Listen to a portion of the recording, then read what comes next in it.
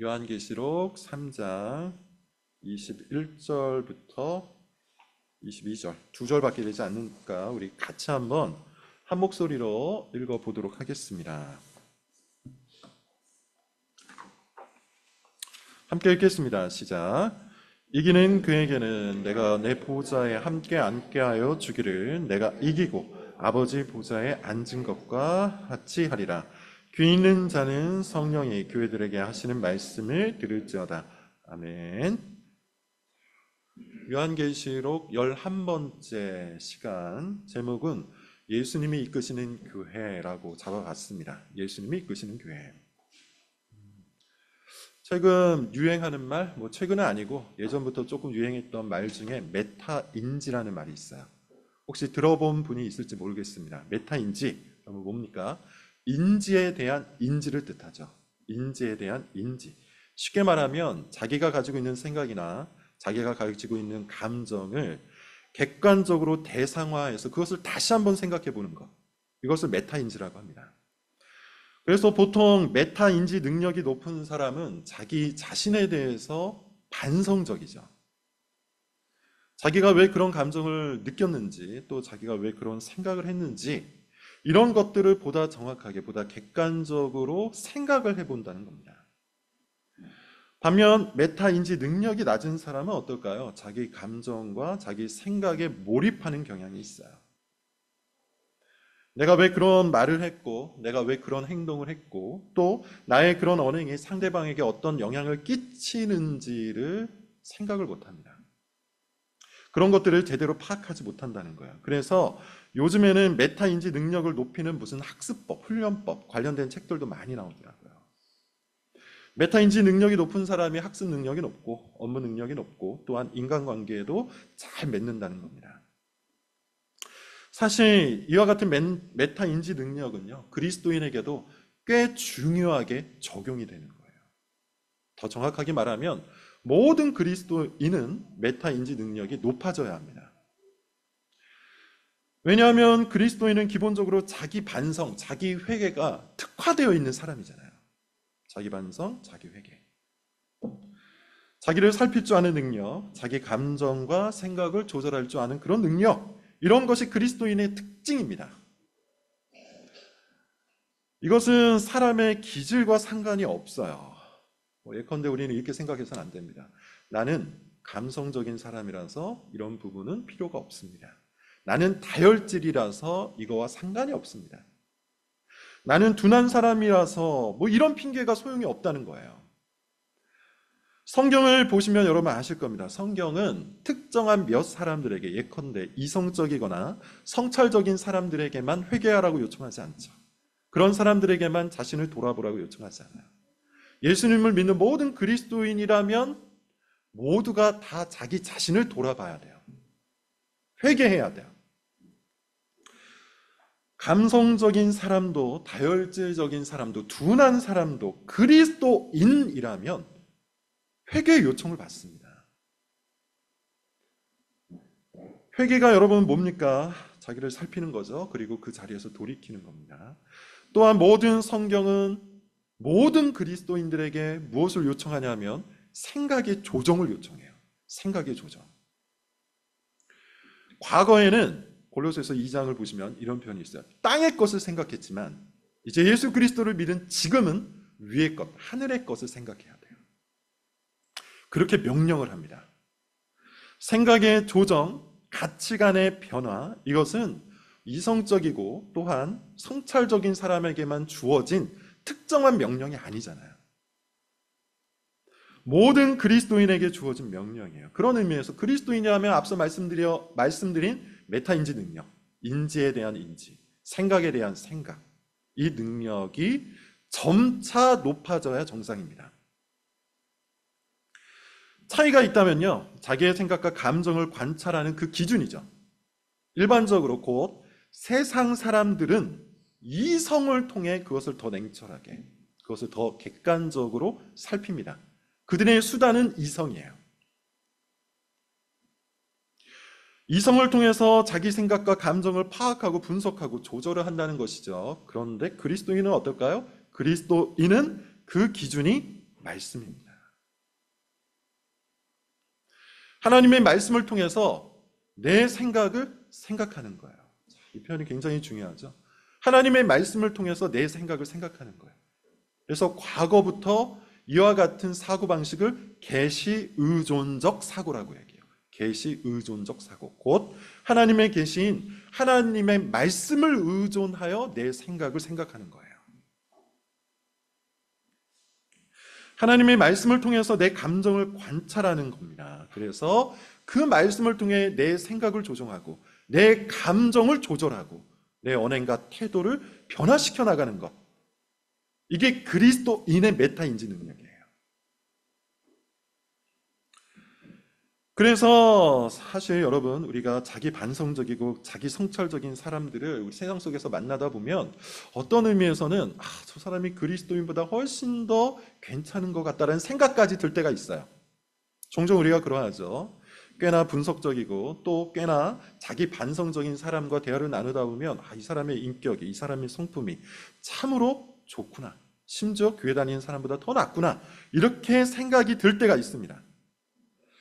그러나 사실은요, 그 내용들을, 세밀하게 그 내용들을 잘 살펴본다면 가치관이 완전히 다를 수밖에 없죠.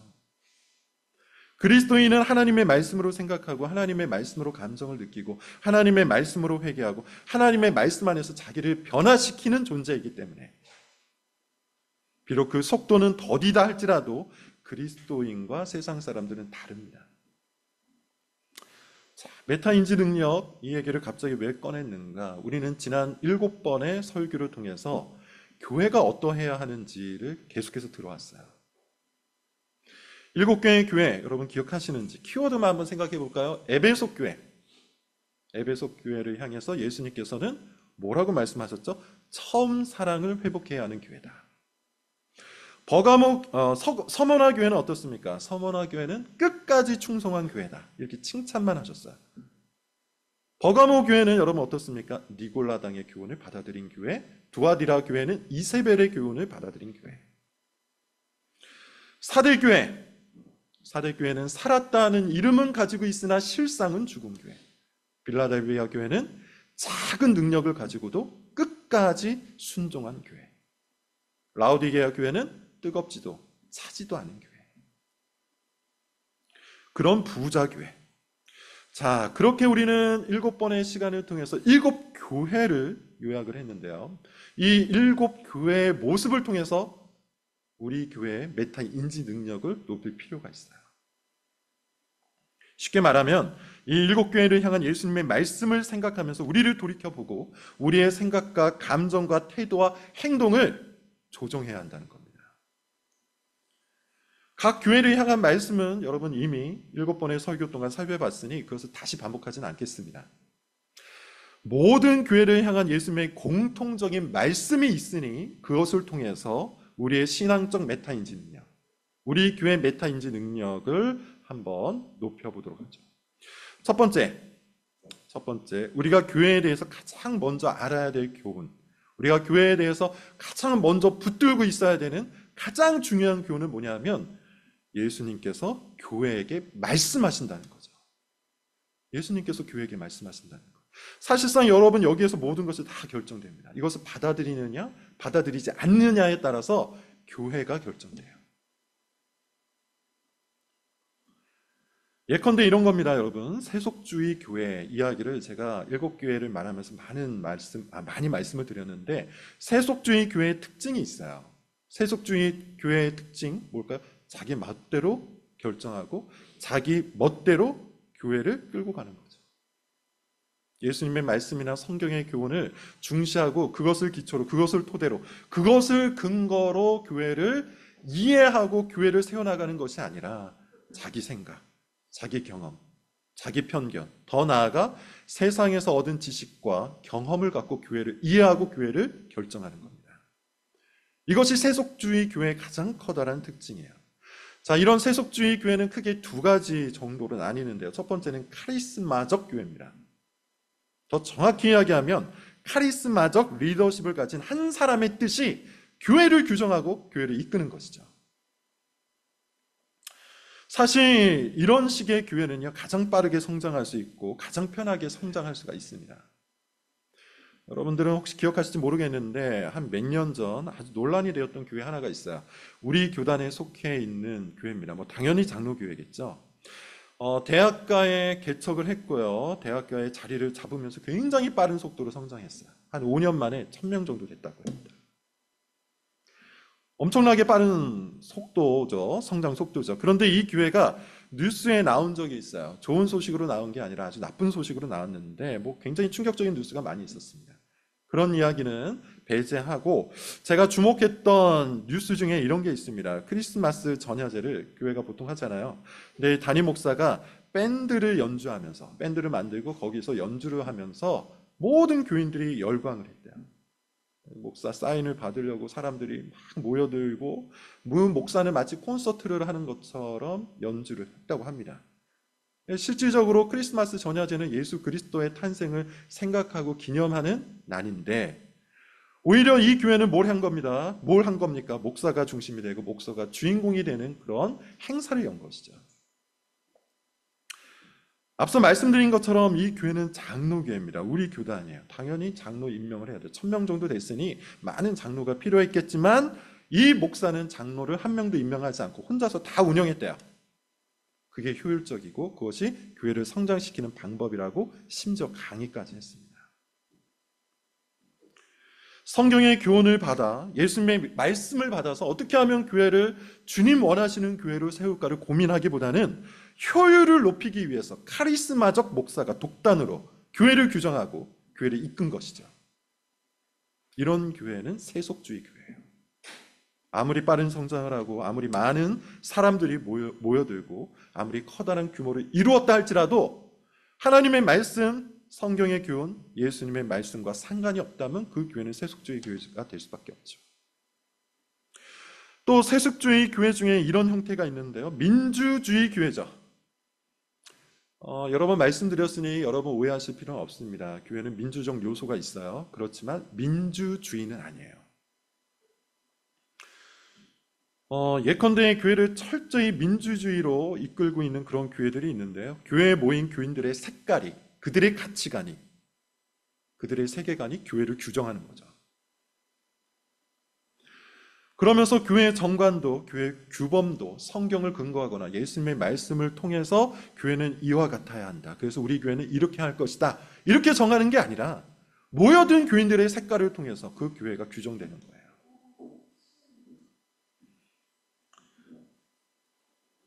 그러면서 모든 것을 모인 교인들이 자율적으로 결정하는 그런 교회, 그런 교회는 사실 세속주의 교회입니다. 이런 시도는 역사를 통해서 계속해서 있어 왔습니다. 특별히 18세기 이후 역사 안에 이런 교회가 굉장히 많았어요. 사실 지금도 이런 교회가 꽤 있습니다. 여러분들에게 딱히 어떤 교회다 이렇게 말씀은 드리지 않겠지만 지금도 이런 교회가 참된 교회라고 주장하면서 모든 것을 투표로 결정하는 그런 교회가 있어요. 여러분 듣기는 좋으나 사실 이것은 부모가 어린아이에게 자율권을 주는 것과 다를 바가 없어요. 어린아이의 특징이 여러분 뭡니까? 돌봄이 필요하죠. 왜? 미성숙하기 때문이야. 미성숙하다는 말은 생각이 미성숙하다는 거고 생각이 미성숙하면 의사결정이 미성숙할 수밖에 없어요. 무엇이 위험하고 무엇이 올바른 것인지를 결정할 수 있는 능력이 미성숙하다는 겁니다. 그런데 여러분 사실 교회 안에는 미성숙한 교인들이 많이 있죠. 그리고 여전히 불신의 문제를 해결하지 못하는 교인도 있고 심지어 구원받지 못한 교인들도 실존합니다. 그럼에도 불구하고 그들이 분명히 현실 속에 있음에도 불구하고 그들을 의존한다는 것은 그들의 투표에 교회의 결정을 다 맡긴다는 것은 사실상 교회가 교회 되기를 포기하는 것이죠. 이런 교회는 실상 동호회나 친목회와 같은 수준일 뿐입니다.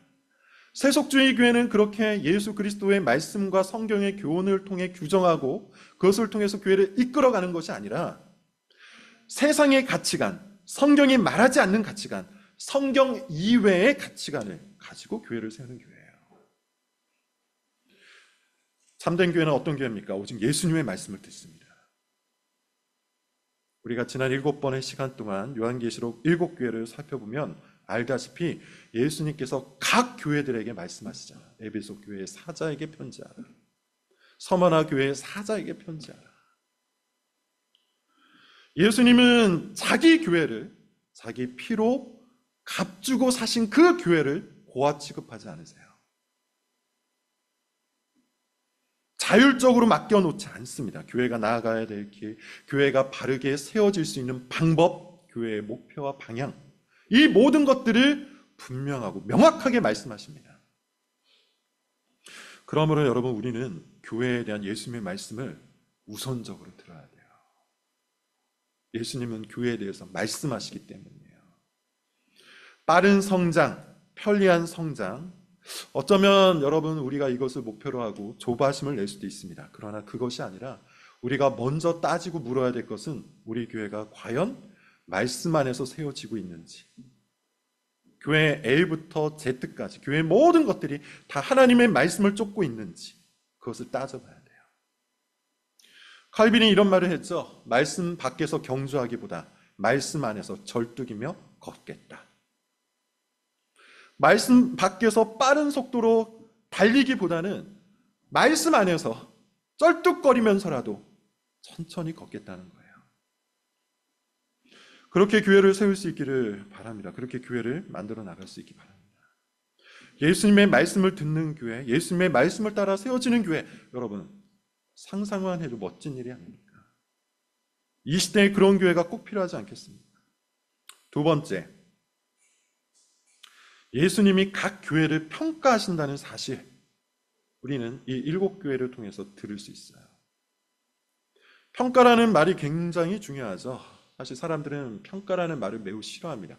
평가의 시대 속에 살고 있음에도 불구하고 교회를 평가하거나 아니면 자기 신앙을 평가한다는 말에 대해서 굉장히 어려워하고 거북해요.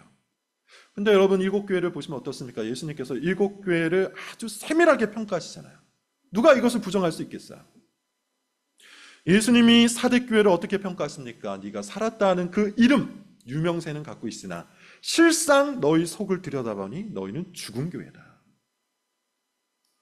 빌라델비아 교회를 어떻게 평가하십니까? 세상 사람들은 너희를 작다고 조롱하나 너희는 그 작은 능력을 갖고도 나를 배신하지 않고 끝까지 내 말을 지켰구나 평가하시잖아요. 라오디게아 교회 어떻게 하시죠?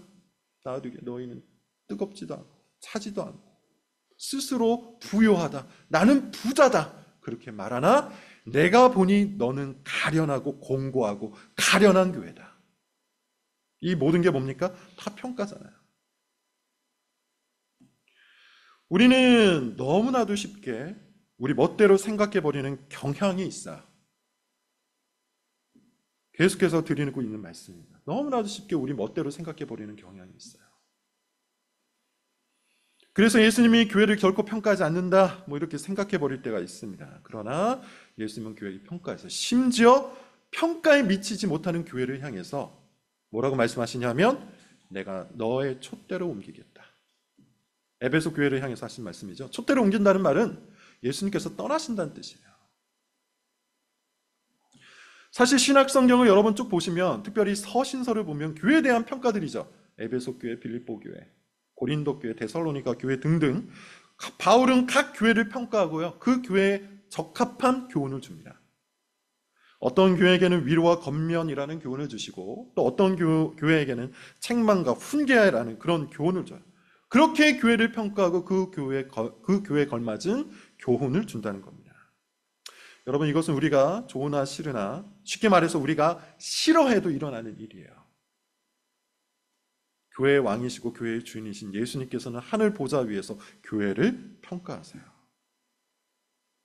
7교회를 여러분 우리가 본문을 통해서 살펴보면 예수님께서 늘 이런 말씀으로 시작하시잖아요. 내가 너희를 아노니. 내가 너희를 아노니. 무슨 뜻입니까? 내가 너희 교회를 안다. 내가 너희 교회가 얼마나 나에게 충성을 바쳤는지 안다. 내가 너희 교회가 얼마나 말씀을 잘 지켰는지 안다. 그 반대이기도 하죠. 너희 교회가 얼마나 말씀에서 벗어난 교회인지 내가 안다. 그렇게 예수님은 교회를 평가하시면서 때로는 칭찬하시고 때로는 책망을 하시죠. 그러므로 여러분, 우리는 생각을 해야 돼요. 예수 그리스도의 평가를 들고 생각해야 돼요. 우리의 생각을 갖고 교회를 생각하는 게 아니라 예수 그리스도의 평가를 갖고 교회를 생각할 수 있어야 돼요. 우리 교회가 정말 좋은 교회인지, 우리 교회가 정말 예수님이 인정할 만한 교회인지 아니면 그렇지 않은 교회인지 생각할 줄 알아야 돼요. 좋은 교회, 나쁜 교회는 여러분 실존합니다. 우리가 그것을 부정해서는 안 돼요. 여기서 계속해서 말씀드린 것처럼 제 멋대로 그냥 긍정적으로 평가해서는 안 돼요. 나쁜 요소가 가득 있는데 그냥 내버려둬도 언젠가는 해결되겠거니, 세속적인 요소가 가득 있는데 예수님께서 사랑으로 다 품어 주시겠거니, 그렇게 생각해서는 안 돼요. 일곱 교회를 향한 예수님의 말씀을 여러분 다시 한번 생각을 해보십시오. 정말 그러했습니까? 즉시 회개하라고 하잖아요. 회개하지 않으면 그에 합당한 대가를 치를 것이라, 이렇게 말씀하지 않습니까? 여기서 여러분, 우리가 한 가지 구분하고 좀 넘어가야 됩니다. 뭐냐면 한 사람을 향한 예수님의 인도하심과 한 교회를 향한 예수님의 인도하심, 요건 좀 구분할 필요가 있어요. 예컨대 구원받은 사람을 향해서 예수님은 끝까지 그를 인도하시고 끝까지 그를 지켜주십니다. 우리의 인생 가운데 주께서 그렇게 역사하신다는 거예요. 그러나 교회는 어떨까요? 여기서 말하는 교회는 보편적 교회, 역사상에 존재했던 하나님의 참된 교회를 얘기하는 게 아니라 지역교회를 말하는 겁니다. 이 지역교회는 어떨까요? 주께서 지역교회를 끝까지 지키실까요? 에베소 교회 지금까지 있습니까? 두아디라 교회가 지금까지 있나요? 사대 교회가 지금까지 있나요? 역사상 수많은 교회가 있었고 나쁜 교회는 사라져갔습니다. 나쁜 교회는 시간이 흐를수록 더 나빠지고, 그 교회 안에 있는 교인은 어쩔 수 없이 그 교회의 영향을 받아 세속적인 신앙인이 될 수밖에 없기 때문이에요. 여러분 생각을 해보세요. 교회는 그리스도의 몸이라고 그러죠. 우리 교회는 뭡니까? 그 교회, 그 몸에 붙어있는 지체라고 해요. 교회는 몸이고 나는, 여러분은 손이고 발이고 손가락이고 발가락이에요. 그런데 몸이 썩었는데 손과 발이 건재할 수 있겠어요? 몸이 썩어가고 있는데 그 몸에 붙어있는 손가락, 발가락이 건강할 수 있겠습니까? 교회가 썩으면, 교회가 세속화되면 그 교회에 붙어있는 지체도 썩고 세속화되는 겁니다. 그러므로 여러분, 우리는 주님의 말씀을 근거로 교회를 평가해야 돼요. 예수 그리스도의 기준을 갖고 교회를 평가해야 돼요. 우리 교회가 세속주의 교회인지 아니면 예수님이 인정하신 만한 그런 교회인지 이걸 평가해야 돼요. 우리 생각대로, 우리 멋대로, 우리 좋은 대로, 좋은 게 좋은 식으로 넘겨서는 안 됩니다. 저는 이렇게 생각하는데요. 우리가 다음 세대, 자녀 세대에게 줄 수 있는 최고의 선물은 좋은 교회를 물려주는 겁니다. 좋은 교회를 물려주는 겁니다. 나쁜 교회는 나쁜 열매를 맺고 세속적인 교회는 세속적인 열매를 맺기 때문이에요. 반면 좋은 교회, 예수님이 인정하실 만한 그 교회 가운데는 좋은 열매, 주님이 인정하실 만한 교인이 열매를 맺습니다. 세 번째, 우리가 일곱 교회를 통해서 살필 수 있는 세 번째 교훈은 예수님이 교회에게 경고하신다는 것이죠. 경고하신다는 것. 예수님은 각 지역 교회에게 경고하세요. 에베소 교회에게 경고하십니다. 회개하지 않으면 내 촛대로 옮겨버리겠다. 내가 너에게로 가서 너의 촛대로 옮기리라. 또 이런 말씀도 하십니다. 회개하지 않으면 내가 큰 환난 가운데 너희를 던져버리리라. 너희 자녀를 던져버리리라. 회개하지 않으면 내가 도둑같이 이르러서 너희를 심판하리라. 일곱 교회를 향한 예수님의 이 말씀은 굉장히 긴급합니다. 신학적인 용어로 말씀을 드리면 아주 종말론적인 표현이에요. 경고가 주어진다는 것은 사실 잘못 가고 있다는 신호죠. 그리고 그 길 끝에는 그에 해당하는 결과가 있을 겁니다. IMF를 겪은 사람이 이 자리에 몇 명이나 있는지 잘 모르겠습니다. 저는 이제 소위 말하는 IMF 세대, 특별히 대학 시절에 IMF를 겪었는데 그것을 직접 겪어본 사람들은 알 거예요. 1997년 이전까지 우리나라는 사실 경제 위기에 대해서 그렇게 큰 관심이 없었어요. 언론도, 관련 부처도, 심지어 대통령도 이 경제 위기라는 거에 대해서 큰 관심이 없었습니다. 심지어 경고가 있었는데도. 이미 동남아시아를 중심으로 외환위기가 시작되었고 우리나라에도 금융 허점이 아주 크다는 것이 드러나서 여기저기서 경고들이 있었는데도 불구하고 이 경고를 무시해버린 거죠. 그리고 경고를 무시한 대가는 컸어요. 순식간에 경제가 무너졌습니다. 국가는 부도, 곧 파산이 됐어요. 위기가 발생하고 국가가 부도 처리가 되기까지 한 달이 안 걸렸어요. 도둑같이 만 겁니다. 마치 이와 같은 겁니다. 예수님은 교회를 향해 경고하세요. 경고하세요. 교회가 가지고 있는 세속주의에 대해서 경고하세요. 세속적인 특징들을 말씀하시고 지금 교회 가운데 그런 특징들이 보이는데 그것이 계속해서 열매를 맺고 결과가 나오면 결국 너희 교회는 이렇게 될 것이다. 그러면서 교회의 가르침, 교회의 문화, 교회의 방향에 대해서 계속해서 경고하시는데 이것은 굉장히 긴급한 겁니다. 앞서 말한 것처럼 여러분 여기에도 구분이 좀 필요해요. 한 개인, 즉 교인과 교회를 좀 구분할 필요가 있습니다. 예컨대 세속적인 교인은 구원을 받아요. 세속적인 교인도 구원을 받을 수 있어요. 세속적이라 해도 하나님께서 끝까지 그를 붙드시고 끝까지 그를 훈련하시고 그를 기어코 거룩한 자녀로 만들어 가십니다. 그러나 세속적인 교회는 구원을 받지 못합니다. 세속적인 교회도 앞서 말씀드린 것처럼 택한 백성이라면 하나님께서 끝내 그를 구원하세요. 그러나 세속적인 교회는 망합니다. 그리고 하나님께서 새로운 교회를 일으키시죠. 교회사를 보세요. 얼마나 많은 교회가 있었습니까? 얼마나 좋은 교회가 있었습니까? 종교개혁 때에 세워진 그 교회 얼마나 좋은 교회입니까? 칼빈이 세운 그 교회 얼마나 좋은 교회입니까? 지금 남아있나요?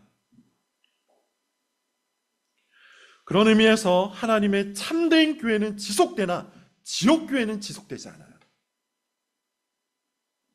이 엄연한 현실을 부정해서는 안 됩니다. 그러므로 여러분 우리가 교회를 세우고 있다면, 교회를 세우는 위치에 있다면, 정말 교회를 소중히 여긴다면 이 성경의 경고, 예수 그리스도께서 교회를 향해서 말씀하신 경고를 신중하게 받아야 돼요. 긴급하게 받아야 돼요. 우리 교회가 가지고 있는 세속적 요소를 제거해야 돼요. 세속적인 가르침, 세속적인 문화, 세속적인 방향성에 대해서 예수님의 엄중한 경고를 받아들여야 한다는 겁니다. 그것이 나의 신앙, 내 가정의 신앙, 내 자녀의 신앙을 지키는 일이에요. 마지막 네 번째입니다. 예수님께서 교회에게 약속하신다는 것. 예수님께서 교회에게 약속하세요. 경고만 주시는 것이 아니라 복을 약속하세요. 모든 본문에서 예수님께서는 이렇게 끝내시는데 이기는 그에게는, 이기는 교회에게는, 이 말씀은 모든 교회를 향해 예수님의 순종, 예수님께서 순종을 명령하시고 그 명령에 해당하는 복을 약속하고 계신 거죠. 이기는 그에게는, 오늘 본문의 말씀을 여러분 한번 보세요. 이기는 그에게는 어떻게 하신다 그러죠? 내가 더불어 그와 더불어 이기는 그에게는 내가 내 보좌에 함께 앉게 하여 주기를 내가 이기고 아버지 보좌에 함께 앉은 것과 같이 하리라. 뭐라고 얘기하십니까? 끝까지 이 싸움에서 싸워 승리한 교회에게는 어떻게 하신다고요? 예수님께서 앉아 계신 그 보좌에 함께 앉게 하시겠다고 약속하세요. 이것이 우리가 붙들어야 할 믿음입니다. 예수님은 우리가 이와 같이 분투할 때 우리에게 영광의 약속, 복된 약속을 주세요. 그런 의미에서 여러분, 저는 우리가 이것을 확고히 믿고 확고히 붙들 수 있길 바라는데요. 눈에 보이는 것이 전부가 아니라는 것. 즉각적인 열매가 전부가 아니라는 것. 우리는 너무나도 쉽게 이런 것에 현혹되죠. 너무나도 쉽게 이런 것에 의해서 교회를 결정하고 싶어 해요. 빠른 열매, 빠른 결과. 그러나 여러분, 약속이 뭡니까? 예수님께서 우리에게 주신 그 약속은 다 미래적 결과예요. 미래적 열매예요. 말씀의 길을 걷는다는 것은 효율적인 것이 아닙니다. 말씀대로 교회를 세운다는 것은 즉각적인 열매를 성취하는 게 아닙니다. 오히려 말씀대로 교회를 세웠기 때문에, 말씀대로 교회를 세워나가기 때문에 서머나 교회처럼 박해를 받을 수 있고 빌라델비아 교회처럼 작은 교회에 머물 수 있는 거예요. 그럼에도 말씀의 길을 걸을 때 하나님의 약속을 얻습니다. 그 약속의 현실, 그 약속의 영광, 그 약속의 성취를 우리는 믿으면서 주님이 말씀하신 대로 교회를 세워야 되는 것이죠. 세속주의의 강렬한 영향력이 오늘 이 시대 가운데 있어요. 눈에 보이는 효과의 유혹이 있습니다. 이 사람, 저 사람의 평가와 판단이 있습니다. 그런 것은 우리의 시험거리가 됩니다. 그러나 이 모든 것을 이겨내고 말씀의 길을 택한다면, 말씀의 길을 택하는 싸움에서 이겨낸다면 주님께서는 우리 교회에게 약속하신 열매를 주실 거예요.